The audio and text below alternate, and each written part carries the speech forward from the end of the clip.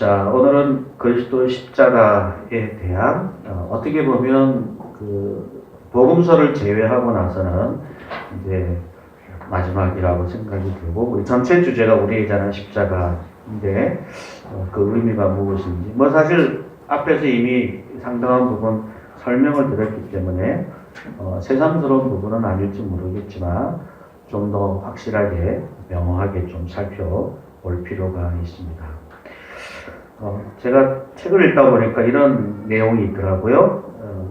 한 어떤 목사님이 계셨는데 이분이 골프에 좀 관심이 있으시다가 골프가 너무 재밌어서 그 재미에 푹 빠졌어요.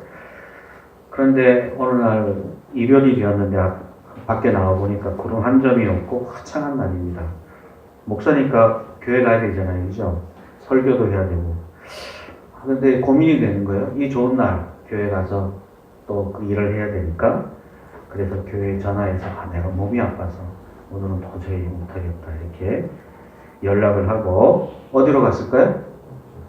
예전한 대로 골프장으로 갔습니다. 뭐 이건 일종의 이야기니까 실제하고 좀 많이 다릅니다. 이를 본 천사가 하나님에게 이렇게 말했습니다. 하나님, 저 목사 좀 혼 좀 내줘야 되지 않을까요? 그랬더니 하나님께서 그래 될 것 같은데 하고 끄덕끄덕거렸다는 거죠. 이 목사님이 이제 골프장 가서 골프채를 휘둘렀어요. 1번 홀. 이게 원래 18개를 보통 하거든요. 18홀까지 쭉 가게 되는데 1번 홀에서 힘차게 스윙을 돌렸습니다. 근데 이 볼이 얼마나 멀리 날아갔는지 평상시보다 훨씬 멀리 날아가서 원래 이 구멍이 이제 그린이라고 그러는데 이렇게 들어가야 될 곳에 홀컵이라고 해서 거기 공에 쏙 집어넣는 거지 않습니까? 그런데 이걸 한 번에 집어넣는 것을 홀인원이라고 합니다. 근데 딱 쳤는데 이게 기가 막히게, 정말 기가 막히게 구멍에 들어가 버렸어요. 얼마나 기분이 좋겠어요. 목사님 흥분해갖고 와 소리 질렀어요. 근데 그걸 본 천사가 충격을 받았습니다. 왜냐하면 하나님 벌을 줘야지, 목사가 주일날 예배 안 드리고 쳤는데 오히려 홀리는데 하고 너무 기분 좋게 되면 이건 뭔가 잘못된 거 아닙니까? 벌을 주셔야 되는데 도대체 이게 무슨 일입니까? 이렇게 얘기했습니다. 그랬더니 하나님이 미소를 지으면서 이렇게 대답했다고 합니다. 이 목사가 어디 가서 이걸 자랑하고 싶잖아요. 멋있게 했는데. 근데 자랑할 수 있겠어요? 예, 자랑을 하면 주일에 골프 친 게 들통이 날 텐데, 자랑하고 싶은데 자랑할 수 없는, 이것보다 더 큰 고통이 어디 있겠냐, 이렇게 얘기했다고 합니다. 뭐 이게 만들어진 얘기지만 사람이 자랑한다는 게 얼마나 큰 우리의 즐거움이고 우리의 재미있는 것이 아닌가 싶습니다. 자랑이라는 말을 국어사전에 찾아보면 자기와 관계 있는 것을 남에게 드러내어 뽐을 낸다. 또 그렇게 뽐낼 만한 거리다. 뭐 이런 말로 표현을 했더라고요. 사실 그런 면에서 보면 그 사람이 무엇을 자랑하느냐를 보면 그 사람의 됨됨이로 알 수 있습니다. 물론 그 사람이 무엇을 쓰레기로 여기냐도 보면 알지만, 특별히 그 사람이 뭘 자랑하고 있는지 사실 그 사람은 잘 모르는데 주변에 이렇게 보면 이 사람이 그런 걸 좋아하는구나. 예를 들면 교회에 나오는데 맨날 자기 자동차 자랑하면 이 사람이 자동차를 자랑하는 사람이구나. 자기 일에 관계된 얘기를 자랑하면 그거 좋아하는구나. 이렇게 뭔가 그 사람이 이런 지식을 갖고 얘기하면 이 사람이 지식을 자랑하는 사람이구나. 그러면 이 사람이 갖고 있는 됨됨이를 이해하는데 그 사람의 자랑거리를 보면 금방 알 수 있습니다. 그런 면에서 우리는 그 사람, 우리의 신앙과 삶의 자리를 살아가는 우리들이 무엇을 자랑하고 있는가를 잘 살펴서 그것이 그 사람의 어떤 인격, 신앙, 가치 이런 것들을 우리가 알아볼 수 있는데요. 오늘 본문은 크게 자랑거리를 두 가지로 구분했지만, 하나의 자랑은 우리가 세상적인 자랑이라고 얘기할 수 있고, 하나는 진정한 자랑인데, 사실 이 두 가지가 아주 달라 보이지만 사실 같은 맥락을 가지고 있습니다. 그래서 오늘 우리가 십자가를 자랑한다는 게 도대체 무슨 의미일까? 예수님 십자가 달리셔서 자랑해 이런 의미가 아니라 거기에 담겨있는, 왜 그러면 세상은 십자가를 자랑하지 못하는지, 또 그것을 오히려 싫어하는지 하는 의미도 서로 연관시켜서 살펴보려고 합니다. 오늘 본문에 보면 두 가지 부류의 사람이 등장합니다. 하나는 육체를 자랑하는 사람과 또 한 부류는 그리스도의 십자가를 자랑하는 두 부류의 사람이 나오는데요. 이 육체를 자랑하는 사람은 우리가 그냥 너무나 쉽게 오늘 본문을 통해서 또 우리가 경험적으로 신앙적으로 이 사람 틀린 사람이야, 잘못된 사람이야 이렇게 쉽게 비하하기가 어렵습니다. 우리가 좀 살펴봤으면 좋을 것 같은데요. 오늘 본문에서는 12절에 보게 되면 육체의 모양을 내려 하는 자들이라고 이렇게 정리를 해서 말해주고 있습니다. 육체의 모양을 내려 한다. 이렇게 하면 우리가 좀 약간 이게 그 의미가 좀 이해되기가 어려운데요. 이것을 다른 번역 성경에서는 육체의 겉모양을 꾸미기 좋아하는 사람 또는 인간적인 거칠에만 일삼는 사람이라고 이렇게 번역을 하고 있습니다. 그래서 뭔가 사람들한테 보여줘야 되는데 특별히 그것이 보여주는 방식이 사람들이 눈으로 볼 수 있는 그 무엇을 눈앞에 제시함으로 내가 어떤 사람인지를 보여주려고 한다라고 하는 사람들입니다. 이 사람들은 13절에 보면 할례를 받은 사람이다라고 표현을 하고 있고요. 더 나아가서는 다른 사람들에게도 할례를 받게 하려고 하는 사람입니다. 그러니까 내가 할례를 받은 것뿐 아니라 다른 사람도 할례를 받게 하려고 막 주장하는 사람들이에요. 그런데 여기서 보면 이 사람들은 12절에 보면 억지로 너희에게 할례를 받게 하려 한다라고 얘기하고 있습니다. 그러니까 할례를 받으면 좋아, 괜찮아, 할례를 받으면 너무 좋아 이게 설명하려고 하는 것이 아니라 할례를 받지 않으면 안 돼, 꼭 할례를 받아야 돼라고 주장하는 사람들이었다는 거죠. 사실 초대교회는 어쩌면 이것이 교회 공동체 안에 매우 중요한 주제였는데요. 주보에도 있습니다만은 PPT 한 장 넘겨주시면 사도행전 15장에 보면 초대교회의 신앙이 시작된 이후에 여러 가지 많은 갈등이 있었지만 이 할례 문제가 매우 심각한 문제였습니다. 그래서 15장 1절과 5절에 보면 이렇게 기록이 됩니다. 한번 읽어볼까요? 너희가 할례를 받지 아니하면 능히 구원을 받지 못하리라. 이방인에게 할례를 행하고 모세의 율법을 지키라 명하는 것이 마땅하다.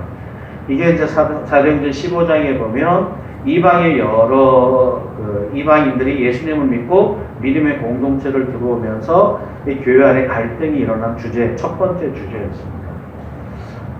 이 이방인들이 예수님을 믿어 구원받는 건 좋은데 그러면 유대교의 전통으로 내려왔던 이 할례를 받아야 될까 말아야 될까?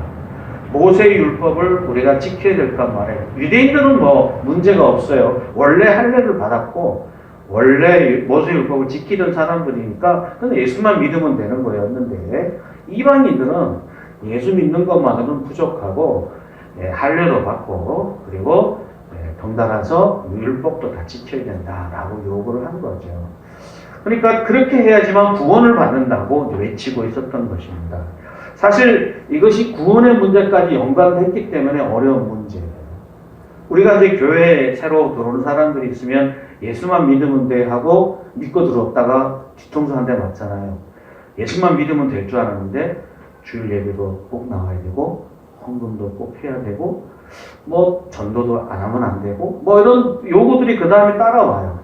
심지어는 예수 믿는 것만으로는 충분하지 않고 이런 종교적 의례를 다 지켜야 구원을 받을 수 있어 라고 우리가 요구를 하게 되죠. 그랬을 때 그게 정당할까? 교회가 갖고 있는 종교적인 의무들, 규례들, 규칙들 이런 것들을 다 지켜야 구원을 받는 걸까? 이런 질문을 하게 된다는 것이죠. 그런 면에서 보면 예수 그리스도를 믿는 것 외에 할례와 모세 율법을 요구하는 것이 그 당시에는 당연히 그렇게 해야 된다고 생각을 하고 있었죠. 왜냐하면 이 기독교의 교회라는 것은 이스라엘의 유대인들에 의해서 세워졌고 또 그곳에서 가르침을 받았던 사람들 때문이었기 때문에 그렇습니다. 그래서 이들은 이 구원을 위한 절대적인 기준이 할례와 모세 율법이 포함된다라고 믿었던 것이죠. 그런데 이 같은 15장에 보면 이런 것들로 인하여 갈등이 벌어지고 있을 때 교회에서는 이 문제를 가지고 들어와서 고민을 했습니다. 어떻게 할 것이냐. 할례를 꼭 해야 되느냐. 모세율법을 다 지키도록 이방인들에게 요구해야 되느냐. 그렇게 얘기했을 때 15장 20절에 보게 되면 그것을 다 하지 않기로 결정을 합니다. 단지 세 가지만 꼭 지키도록 하는데, 하나는 우상이 더러운 것은 우리가 붙들어서는 안 되겠다. 음행은 안 된다. 음행의 문제. 이 음행의 문제는 그 당시에 도덕적으로 그렇게 중요하게 취급을 하지 않았던 목록이죠. 그리고 목매어 죽인 것이나 피를 하지 않도록 그렇게 공고를 했습니다. 이방인들에게 이 세 가지만 공고를 하고, 절대적인 것은 아니지만 이 세 가지는 그래도 꼭 지키도록 요구하고, 나머지는 모든 의미에서 제해지도록 그렇게 했던 거죠. 그러니까 이 15장에서 이미 사도행전 15장 이 모든 문제가 다 정리가 되어 있는 상황이었습니다. 그럼에도 불구하고 이 갈라디아서는 이 얘기를 하고 있어요. 그 얘기는 무엇이냐면, 비록 그것이 사도들이 모여서 일종의 그 회의를 통해서 기준을 정해놓고 규칙을 다 만들어 놨지만, 실제로 그것이 그 소속되어 있는 교회의 모든 사람들에게 그것을 다 동의하거나 또는 그것이 절대적이라고 받아들이고 있지 못했다 하는 것입니다. 그러면 왜 이런 그런 강요를 하고 있을까를 좀 더 살펴보기를 원하는데요. 여기서 좀 매우 흥미로운 단어가 하나 나옵니다. 그것은 뭐냐면 12절에 보시게 되면, 무릇 육체의 모양을 내려 하는 자들이 억지로 너희에게 할례를 받게 하는 것은 이유가 있다라고 얘기하면서 이렇게 얘기합니다. 그들이 그리스도의 십자가로 말미암아 박해를 면하려 할 뿐이다. 그러니까 다시 말하자면 그리스도 십자가를 전하는 것이 어떤 박해를 받게 하는 요소가 있는데, 그것을 면하려고 할례를 받도록 공고하고 있다라고 얘기하고 있는 것입니다.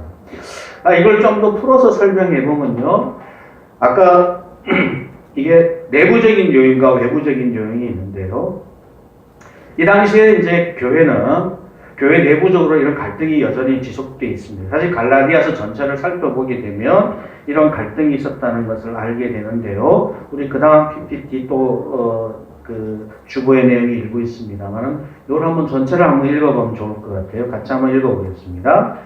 너희가 다름질을 잘 하더니 누가 너희를 막아 진리를 순종하지 못하게 하더냐. 그 권면은 너희를 부르신 이에게서 난 것이 아니니라.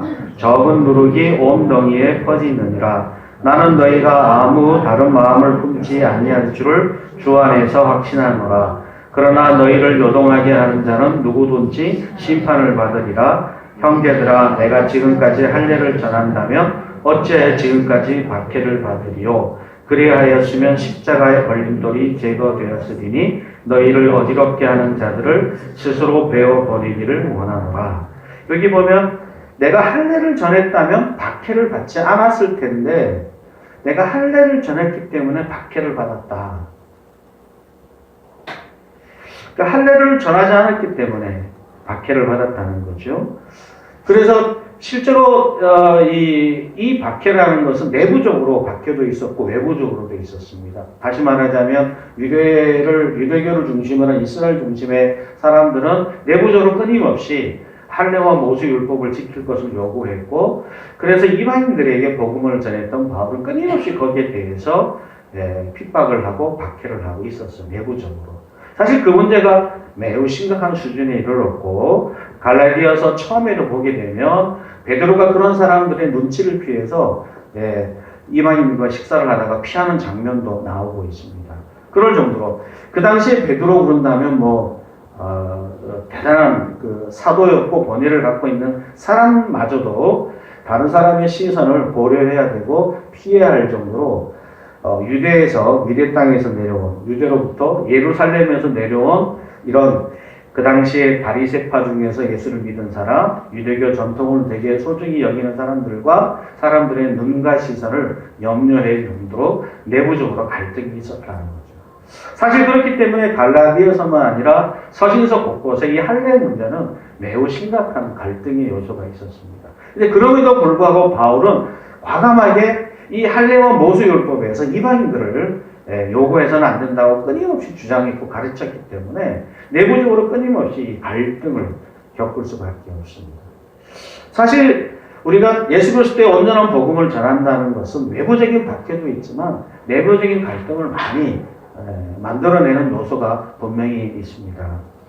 같은 믿음과 신앙을 가지고 있는 사람이라 하는 사람들로부터 우리가 여러 가지 갈등과 아픔을 겪을 때, 나와 너무 차이가 있어 보일 때, 또는 성경의 가르침과 너무 다른 모습을 보였을 때 그들과 가지는 갈등은 여기서 말하는 박해라고 말할 정도의 수준의 갈등과 아픔을 직면해 볼 수밖에 없는 것이지요.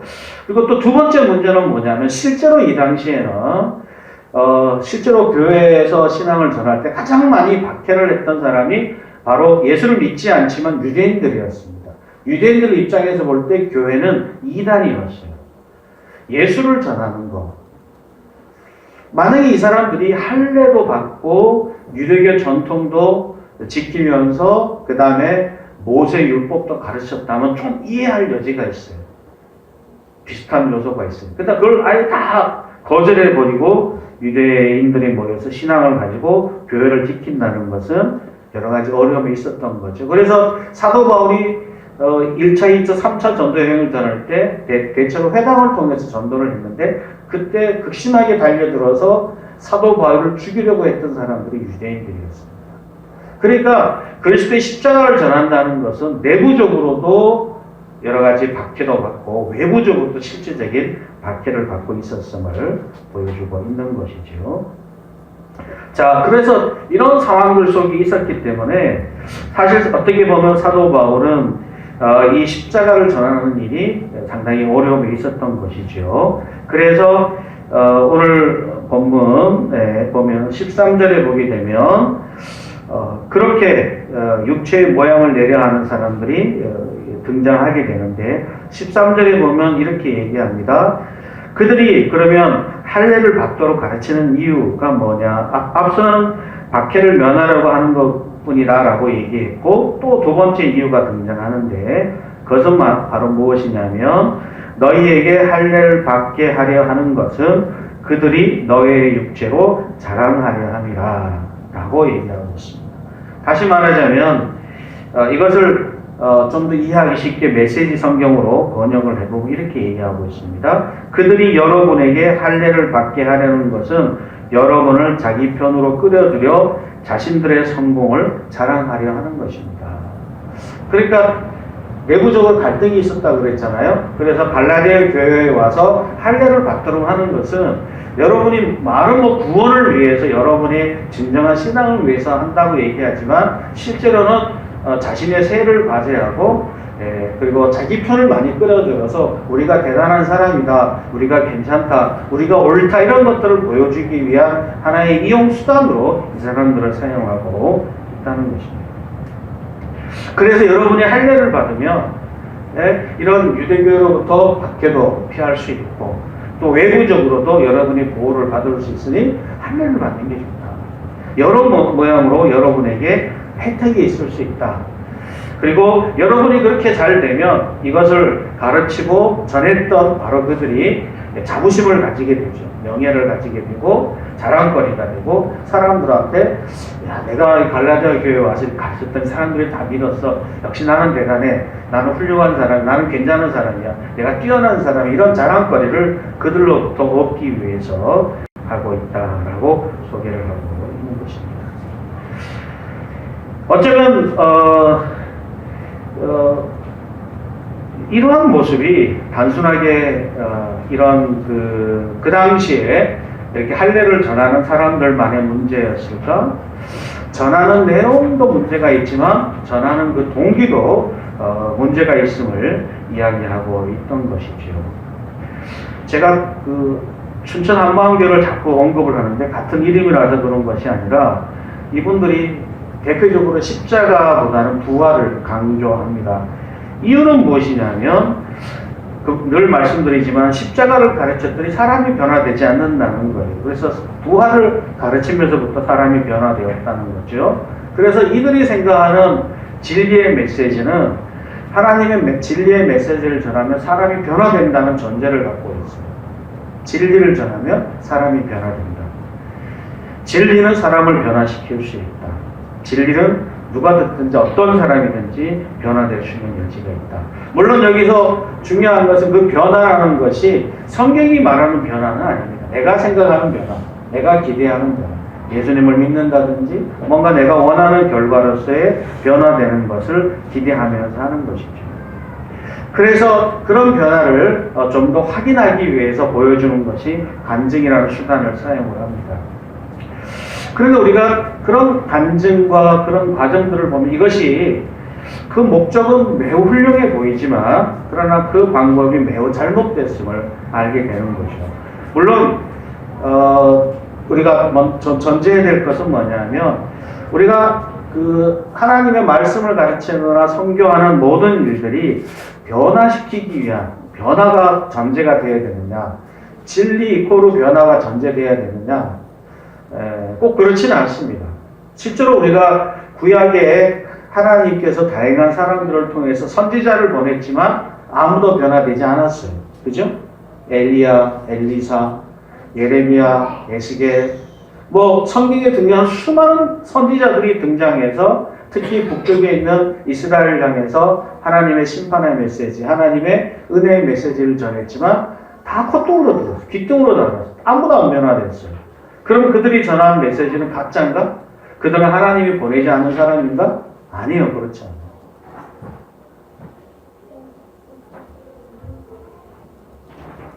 우리는 어떻게 생각하냐면 어떤 사람이 메시지를 전했을 때 그것을 듣고 변화되어서 많은 다수의 사람이 대형 교회가 되고 많은 숫자가 모여지면 그것이 진리를 선포한 결과라고 생각을 합니다.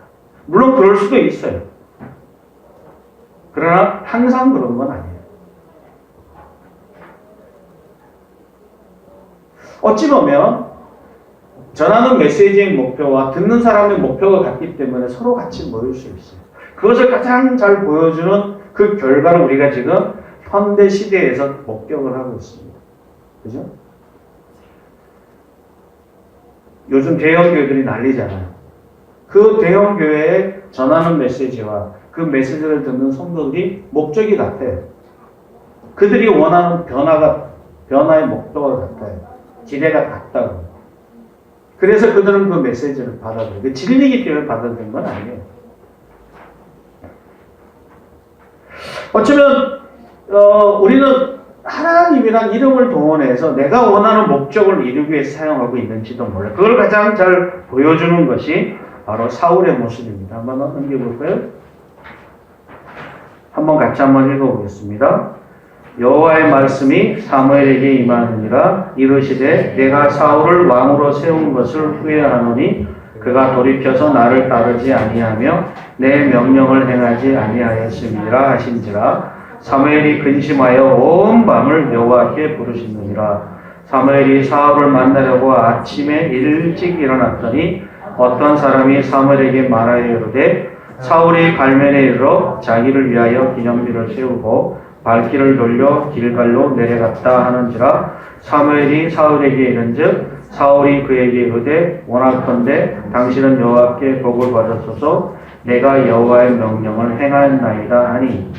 여러분, 이 제일 앞에 있는 1절과 제일 마지막 절을 보면 매우 흥미롭게도 반대 이야기가 나옵니다. 여호와의 말씀, 하나님께서 사무엘에게 말씀하실 때는 어떻게 하냐면 사울 왕을 세운 것을 후회합니다. 그 이유는 뭐냐면 나를 따르지 않고 내 명령을 행하지 않기 때문이다 라고 얘기합니다. 그런데 제일 마지막에 보게 되면 사울이 사무엘을 만나서 했던 첫 번째 말이 뭐냐면 내가 여호와의 명령대로 행하였나이다. 완전히 반대 얘기잖아요. 그죠? 사울은 내가 하나님의 명령을 다 지켰다고 말을 하고 있어요. 그런데 하나님은 하나도 안 지켰어요. 제대로. 비록 사울이 하나님의 명령을 받아서 전쟁을 치렀고 그 전쟁에서 승리를 했습니다. 승리를 하고 나서 이 승리의 주인이 하나님이 명령이 있었기 때문에 한 것이었고 하나님께서 도와주셔서 승리를 하셨어요. 그러면 하나님의 명령하신 모든 것을 다 지켜야 되는데 그렇게 하지 않았어요. 그 이유는 하나였어요. 뭐냐면 하나님 앞에 제사를 드리기 위해서 가장 좋은 것을 다 따로 해놨어요. 다 죽이라 그랬는데, 다 없애라 그랬는데. 왜냐하면 이 전쟁은 탐욕을 위한 전쟁이 아니에요. 전리품을 얼마나 많이 가졌느냐, 영토를 얼마나 가졌냐의 전쟁이 아니었어요. 하나님의 그 부족을 향한 심판의 메시지였어요. 그런데 그 심판의 메시지를 그가 그 전리품을 취하는 동시에 탐욕스러운 전쟁으로 바꿔버렸어요. 하나님은 그것을 매우 몹시도 고통스럽게 생각을 하신 거죠. 그래서 그가 돌이켜 하나님의 명령을 어겼다라고 주장을 하는 거죠. 사실 하나님의 일꾼들이 조금만 바뀌어도 어떻게 보면 그 거룩성을 잃어버리는 순간에 그가 했던 수많은 좋은 업적들이 다 쓸모 없어지게 됩니다. 그리고 이런 사울의 그 내면의 그 정체성, 내면의 그가 무엇 때문에 그렇게 했는지를 보여주는 구절이 뭐냐면 사울이 발면에 이르러 자기를 위하여 기념비를 세웠다는 장면에 기록이 되는 거죠. 그는 하나님의 명령을 받아서 하나님의 힘과 능력으로 전쟁을 이겼습니다. 그런데 이 하나님의 이름을 드러내고 그분의 명령을 드러내는 것이 중요한 것이지 거기에다 슬며시 자기의 이름을 덧붙입니다. 이 전쟁은 사울이 이겼다. 하나님의 명령을 받아 사울이 나와 순종하여서 이겼다. 그러니까 하나님의 이름을 등장시키고 하나님의 이름을 말하고 하나님의 메시지를 전하지만 거기에 실제로 숨겨져 있는 메시지 아니면 자기가 정말 말하고 싶은 메시지는 뭐예요? 나 사울은 얘기하고 싶은 거예요. 나니까 이 전쟁에 승리할 수 있었다라고 얘기하고 싶어 하는 거죠. 결국은 사울이 무너질 때도 마찬가지입니다. 많은 백성들이 다윗과 더불어 전쟁을 치르고 나면 이렇게 사람들이 외쳐 불렀습니다. 사울은 천천히고 다윗은 만만이다. 사울이 1000명 죽일 때 바울이 10,000명 죽였다는 거예요. 사실 다윗은 사울의 군대 장관이었습니다. 사울의 신하였어요. 그래서 다윗의 승리를 잘 싸우면 기본적으로는 다윗이 칭찬을 받겠지만 내 신하니까 그를 부려먹는 것은 사울의 자리에 있는 거죠. 그러나 사울은 그렇게 받아들이지 않았습니다. 시기심이 생겼어요. 짜증이 났어요. 화가 났어요. 왜 그래요? 이 장면과 비교해보면 내가 더 훌륭하고 내가 더 괜찮고 내가 뛰어난 사람이라고 자랑하고 싶고 드러내고 싶고 인정받고 싶은데 다윗이 그걸 가로채니까. 결국은 사울이 악기가 들어서 다윗을 죽이려고 쫓아다녔던 이유 중에 하나는 바로 그런 시기심. 내가 자랑하고 싶은데 자랑할 수 없는 왕으로서 자기 권력을 유지하고 싶은 욕망들이 있었기 때문에 그렇습니다. 어찌 보면 우리가 구약에 있어서 수많은 제사와 또 하나님 앞에 살았던 삶을 살았던 수많은 인물들이 등장하지만 그들은 그 모든 훌륭한 외적인 신앙의 여러 모습들을 갖추지만 실제로는 그것은 형식적인 것에 지나지 않고 그 모든 것을 통해서 결국은 자기 자신을 자랑하고 자기 자신을 높이고 내가 괜찮은 사람이라는 것을 보여주기 위한 그런 목표, 그런 마음의 자세가 항상 있었던 것입니다. 저는 이렇게 곰곰이 생각을 해봅니다. 이것이 사울만의 문제인가? 이스라엘만의 문제인가? 오늘 본문에 나오는 할례를 받도록 강요하는 이 사람들만의 문제인가? 아니에요. 오늘날 우리들의 문제입니다. 우리가 하나님의 말씀을 가르치고 배우고 순종하고 따라가면서 우리는 항상 우리 목의 성공을 꿈꿉니다. 내가 이렇게 했으니 하나님은 뭘 더 해주시겠지? 내가 이렇게 예배 열심히 드렸으니 하나님이 내가 꽤 괜찮은 신앙인으로서 사람들 앞에 보여주고 자랑할 만한 무엇이 있어야겠지? 그래서 내가 이렇게 얘기하고 싶잖아요. 그죠? 제가 하나님을 잘 믿었더니 제가 이렇게 성공했습니다. 박수 치고. 좋아. 뭔가 보상을 기대하죠. 그래서 우리는 어떻게 보면 하나님의 영광을 돌려드린다는 명목으로 우리의 성공을 드러내고 싶어하고 자랑하고 싶어 합니다. 하나님이 하셨다고 말을 하면서도 그 옆에다가 내가 했다라는 말도 덧붙이기를 원하죠. 그래서 우리가 종교적인 모든 주일 성수, 헌금, 전도 다 중요하고 가치 있는 것이지만 이런 것들이 하나님의 영광을 위해서 한 것이라고 말하지만 실제로는 내 믿음과 자랑거리를 늘어놓는 것에 지나지 않을 수 있습니다. 그래서 타락하는 거죠.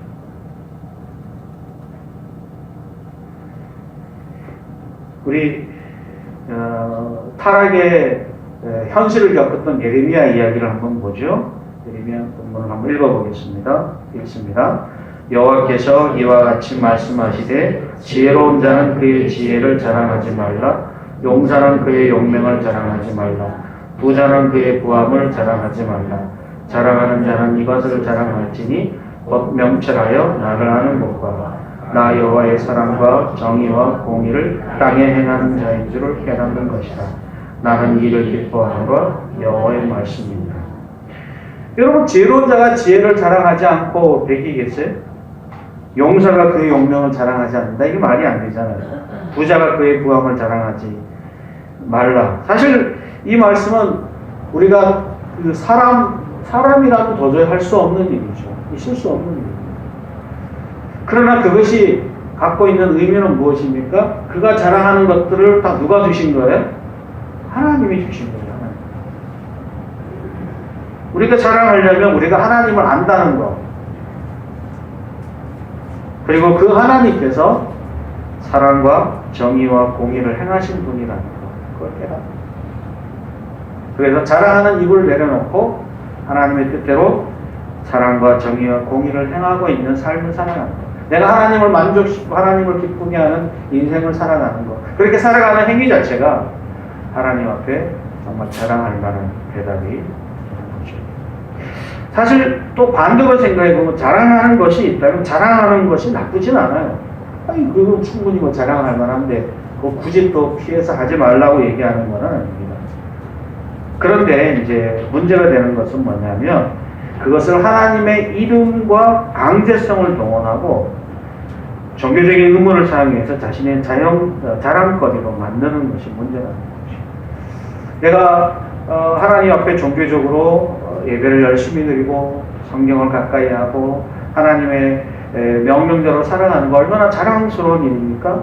그것을 자랑하는 것 자체가 틀린 것은 아닙니다. 그러나 그것이 마치 하나님보다 내가 더 앞서 있거나 또는 그것으로 내가 다른 사람보다 더 고귀한 자리에 있거나 또는 그렇지 못하는 사람들은 하나님으로부터 심판받거나 저주받아서 게으른 신자고 그래서 그 사람은 하나님의 구원이 없다라고 외치는 순간 이 사람은 단순히 자랑하는 것을 지나서 자기를 쌓고 있는 자리에 서게 되는 거죠. 하나님보다 자기 성공과 자랑을 하기 위해서 애를 쓰는 사람들을 볼 때가 많습니다. 그리고 실제로 그가 이룬 많은 업적과 결과가 있기 때문에 우리는 그것 자체를 거절할 수는 없습니다. 그러나 그것이 하나님보다 더 강조되고 그분의 사랑과 정의와 공의를 행하는 것보다 더 강조될 때 우리는 그것을 보고 구역질나는 현실을 목격하게 됩니다. 많은 목회자들이 그러고 있습니다. 많은 앞선 지도자들이 그렇게 살아가고 있습니다. 그리고 많은 신앙에 오래된 영적인 훌륭한 자리에 서 있는 사람들이 그렇게 살아가고 있습니다. 저는 그것이 너무나 안타까운 일이에요. 어떻게 보면 그 당시 바리새인과 서기관들이 세리와 죄인들을 멸시하고 그들을 싫어하고 그들이 구원받는 자리에 서는 것을 싫어했던 모습과 비슷하다고 얘기할 수 있습니다. 자, 그러면 우리가 거꾸로 생각해 보면 그러면 왜 그런 것들을 자랑하느냐? 그럼 왜 거꾸로 그리스도의 십자가를 자랑하지 못하느냐? 그리스도의 십자가가 보여주는 가장 큰 행태는 무엇이냐면 약함입니다. 약함. 현수막을 바꿨는데요. 실패작입니다. 왜냐하면 원래 옆으로 돌려서 걸려고 했는데 사이즈는 다 맞췄거든요. 근데 하고 나서 온 거 보니까 기레기가 돌려서 딱 걸어야지 정확하게 3칸 내려가고 딱 내려오는데 실패작입니다. 그래서 사실 여기 보면 사실 이것과 관련된 좋은 구절들이 많이 있습니다. 거기 보면 약함 속에 뭐 강함을 드러내는 단어들이 있는 성경 구절 좋은 거 있는데 제가 의도적으로 약하다는 단어에 강조점을 짓고 표현을 제가 일부러 했습니다. 약하다는 거 싫잖아요, 그죠? 약함은 자랑할 수가 없거든요. 약함. 그러나 우리가 알고 있는 것은 뭐냐면 그리스도께서 약하셨기 때문에 하나님의 능력이 그에게 나타났고 우리가 약하면 하나님의 능력이 나타나기 때문에 그러니까 우리의 약함 자체가 우리가 세상에서 말하는 우리의 이 약함이 그 하나님의 강함이나 하나님의 능력을 드러내지 못하는 수단이 되지 않는다는 거죠. 그래서 사실 이것은 뭐 단순하게 오늘만의 문제가 아니라 실제로 사도 바울 시절에도 사도 바울에 대한 수많은 공격 중에 하나가 사도 바울이 너무나 그 당시에 세상적으로 볼 때 너무 약한 모습을 너무 많이 보여줬기 때문에 그것에 대해서 끊임없이 공격을 했습니다. 이게 진짜 사도냐? 사도냐면 그럴 수 있느냐? 성경 구절 하나 볼까요? 하나 넘겨보시면 예. 여기 보면 우리는 그리스도 때문에 어리석고 우리는 약하다 이런 표현을 합니다. 그래서 그는 끊임없이 목마르고 줄고 헐벗고 매맞고 정적 수고하고 친히 소매는 일을 하고 비천하고 마치 여기서 말할 뭐냐면 천사와 사람의 구경거리가 되었고 지금까지 세상의 더러운 것과 만물의 찌꺼기가 되었다. 그래서 사실 우리가 이 약하다는 사실 우리가 세상에서 강자가 아니라는 사실 때문에 고린도 교회에서 또는 그 당시에 많은 사람들로부터 사도였던 바울이 비난을 받았고 정죄를 받았고 사도로 인정을 받지 못했던 것처럼 우리는 세상 속에 나와서 우리의 약함이 많은 세상 사람들한테 인정을 받지 못하고 또는 비난을 받기 때문에 우리는 어떻게 보면 우리는 그런 우리의 모습을 보여주기 싫어하죠. 그래서 내가 꽤 괜찮은 사람인 것처럼 나는 꽤 능력이 있는 사람인 것처럼 강한 사람인 것처럼 보여줘서 세상을 압도하고 그래서 우리는 더 부자가 되고 더 건강해지고 더 넉넉해지고 가진 것이 많아서 세상 사람들이 예수 믿으면 이렇게 돼라고 우리는 세상에서 강자가 될 수 있고 성공하는 사람이 있고 승리자가 될 수 있어라고 말을 해서 그들을 설득시켜서 하나님의 공동체의 구원의 자리로 끌고 올 수 있다라고 확신을 가지고 있습니다. 그래서 십자가는 부끄러운 것이고 십자가를 말한다는 것은 매우 어려운 일처럼 느껴지게 되는 거죠. 충분히 이해도 되고 공감도 됩니다. 물론 저도 그런 마음이 종종 있습니다. 그러나 이것이 단순하게 세상 사람과 대할 때가 문제가 아니라 우리가 교회 안에서도 그런 생각을 가지고 있어요. 우리가 교회 다니면서 교회에서 이렇게 목에 힘을 주고 뭔가 따뜻하게 얘기할 수 있는 사람들은 다 성공한 사람, 강자 이런 사람들. 약자는 존재하지 않아요. 약한 사람을 배려하고 이해하지 않습니다. 그들이 갖고 있는 약함과 어려움들에 대해서 이해하고 공감하지 못한다는 거죠. 어찌 보면 이 교회는 하나님의 통치와 다스림을 받고 있는 곳이고 하나님의 그 의의가 선포되는 곳이라면 아까도 얘기했지만 하나님이 사랑과 정의와 공의를 기뻐하는 것을 알고 그것을 우리 공동체에 실현하는 것이 매우 중요합니다. 사랑과 정의와 공의 이 세 가지. 이스라엘이 심판을 받아서 멸망당한 것은 마찬가지로 그 이유 때문이었고 지금도 하나님의 교회가 하나님의 심판을 받는다면 이 세 가지를 지키지 못했기 때문에 또는 예수 그리스도 안에서 그것을 실현하지 못했기 때문에 하나님의 심판을 받을 것입니다. 어찌 보면 오늘 17절에 보게 되면 나는 내 몸에 예수의 흔적을 지니고 있다라고 말하고 있는 것 기억해 보면 그가 예수 그리스도의 십자가 외에는 결코 자랑할 곳이 없다라고 말한 이유를 알 수 있습니다. 예수님이 약함으로 십자가를 지셨지만 하나님의 능력으로 그를 살리셔서 우리로 영원한 나라와 소망을 주셨던 것처럼 우리는 비교를 할 때 다른 사람과 비교하는 것이 자기가 비슷한 사람과 비교하죠. 직업으로나 사회적 관계나 이런 걸 통해서 그래서 우리가 거기서 뒤떨어지거나 나고되면 견딜 수 없는 모멸감과 아픔을 느끼게 됩니다. 그래서 내가 그 약함의 상태에 대해서 불안하게 느끼는 거죠. 교회에서도 그렇고 세상에서도 그렇습니다. 그러나 성경은 거꾸로 얘기합니다. 그런 약함이 오히려 우리를 무너뜨리거나 우리를 부끄럽게 하는 것이 아니다. 야고보서 1장에서 이렇게 얘기합니다. 믿음의 시련은 부끄러운 것이 아니다. 이렇게 얘기하고 있습니다. 시편 23편에서 의의 길을 가기 위해서는 악을 골짜기를 피할 수 없다라고 얘기합니다. 그래서 악을 골짜기를 통해서 우리는 주의 지팡이와 주의 막대기가 나를 보호하고 있음을 경험하게 되죠. 신자에게서는 사망과 아픔의 좁은 문을 선택해야 됩니다. 그 좁은 문을 통해서 하나님의 살아계심을 체험하게 되는 것이기 때문에 그렇습니다. 신자가 살아간다는 건 그렇습니다. 우리가 그 약함 속에 있다는 것 자체가 우리가 그 약함 속에서 하나님의 능력을 경험하고 하나님의 능력을 체험하고 하나님의 능력을 실제로 우리의 누리는 과정을 통해서 우리는 어쩌면 그 약함이 하나님의 능력을 우리의 몸에 담아내기 위한 하나의 과정이라는 거죠. 성경 구절 두 구절을 한번 볼까요? 여기서 즐거워한다는 표현과 자랑한다는 표현은 헬라어로 원래 똑같은 단어입니다. 그래서 이렇게 번역을 했는데 한번 유명한 구절 아닙니까? 한번 읽어볼까요? 또한 그로 말미암아 우리가 믿음으로 서 있는 이 은혜에 들어감을 얻었으며 하나님의 영광을 바라고 즐거워하느니라. 다만 이뿐 아니라 우리가 환난 중에서도 즐거워하나니 이는 환난은 인내를 그뿐 아니라 이제 우리로 화목하게 하신 우리 주 예수 그리스도로 말미암아 하나님 안에서 또한 즐거워하느니라. 여러분 우리가 환난을 자랑스러워할 수는 없죠. 사실 환난 자체가 뭐 좋은 일이라고 그러겠습니까? 그러나 이 환난이 무엇을 만들어내느냐, 어떤 결과를 우리에게 주어지느냐를 보게 되면 결국은 인내를 만들어내고 결국은 우리 안에 주시는 보상이 얼마나 큰지를 깨닫기 때문에 환난 그 자체마저도 자랑스러워할 수 있게 되는 것이죠.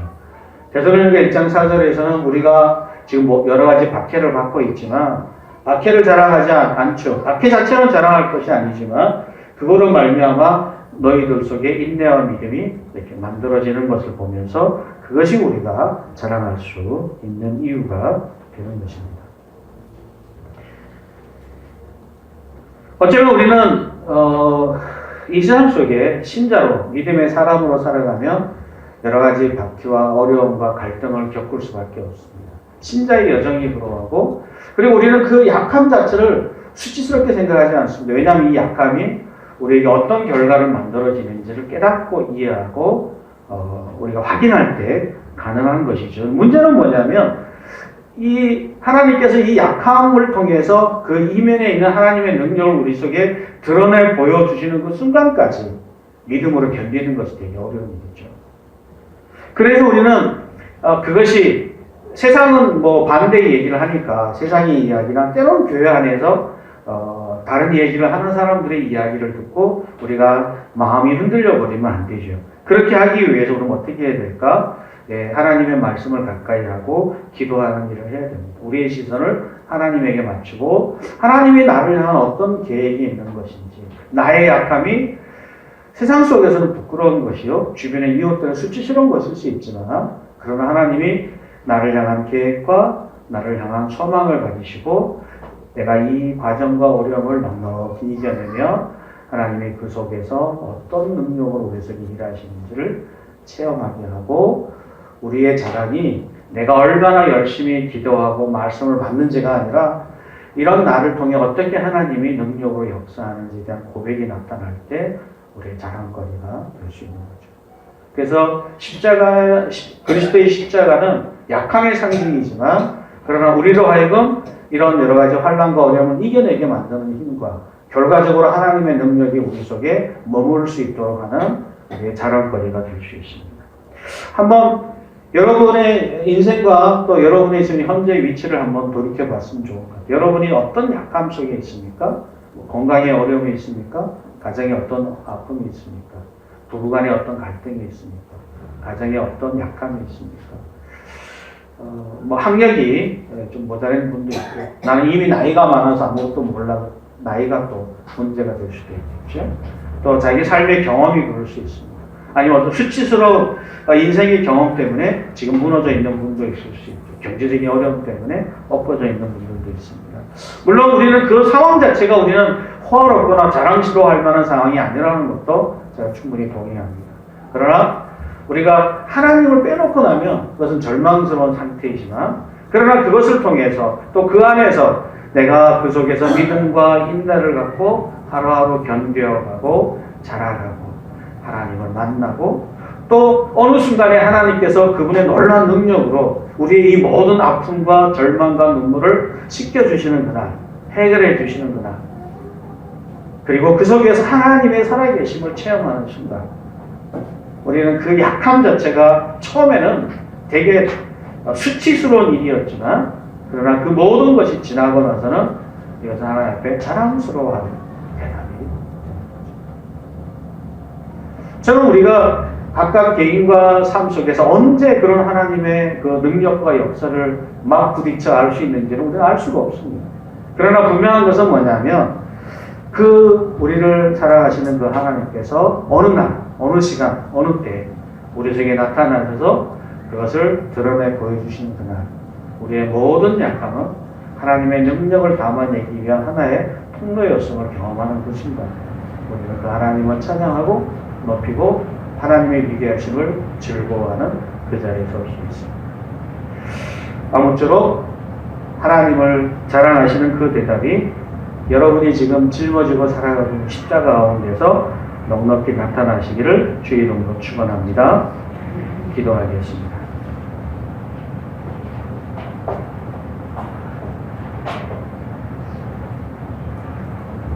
우리 주 예수 그리스도의 십자가는 비록 수치와 아픔과 절망과 눈물의 자리였지만 하나님의 능력이 나타나 그분의 부활하심으로 또 그분의 역사와 영광으로 얼마나 큰 자랑거리가 되었는지 모릅니다. 오늘날 우리가 그리스도의 십자가를 대하는 우리의 자세를 살펴볼 때 하나님 아버지 우리가 짊어지고 있는 우리의 십자가가 결국 우리를 어떻게 일하시는 하나님의 능력을 담아내는 수단인 줄 알고 자랑스러워하는 자리에 설 수 있게 도와주시옵소서. 때로 하나님 그렇게 느껴지지 못하고 그렇게 대답하지 못하기 때문에 가져오는 갈등과 현실을 압니다. 염려와 두려움 속에 빠져 있는 것도 있습니다. 그래도 내가 뭔가 나한테 자랑거리에 한두 가지 붙들고 그래도 하루하루 살아가는 사람도 있을 수 있는 것을 압니다. 그러나 주여 그럼에도 불구하고 본질적으로 인간의 연약함과 악함이 그리스도의 십자가를 동원하지 않고서는 아무런 해결책이 없다는 사실을 깊이 기억할 수 있게 도와주시옵소서. 우리가 갖고 있는 인간적인 자랑거리들은 하나님 앞에서 아무런 자랑거리가 되지 않는다는 사실을 기억하게 도와주시옵소서. 우리의 자랑거리를 갖고 이웃들을 멸시하고 다른 사람들을 정죄하고 판단하고 있는 현실의 모습에서 우리가 그리스도의 십자가를 자랑하는 올바른 자리에 굳건히 설 수 있게 도와주시옵소서. 그래서 우리가 가운데 연약하고 부족하고 어리석은 사람들 볼 때마다 그리스도의 십자가 가운데 나에게 사랑과 은혜를 베푸르신 하나님의 사랑을 그들에게 전하고 같이 나누고 같이 위로하고 같이 격려하고 하나님의 은혜가 그들 속에 머물러 있도록 전달하는 귀한 통로로 사용될 수 있게 도와주시옵소서. 예수 그리스도 이름으로 기도합니다. 아멘.